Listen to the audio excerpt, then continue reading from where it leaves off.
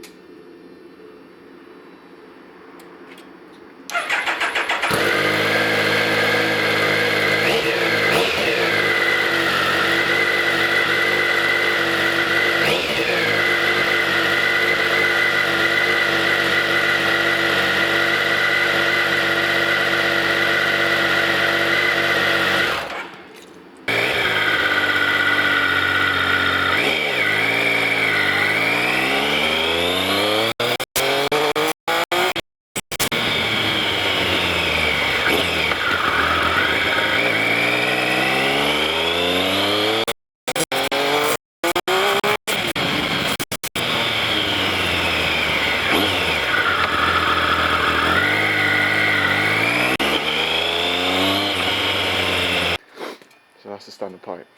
To replace it, picked up a Woolford Trident exhaust, which ain't gonna fit. These are all the bits that come with it. I'm gonna be fitting the BS approved baffles so it stays all road legal.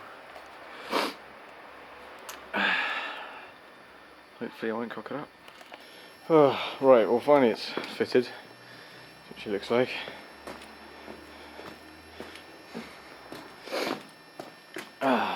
Not exactly slip on, but doable.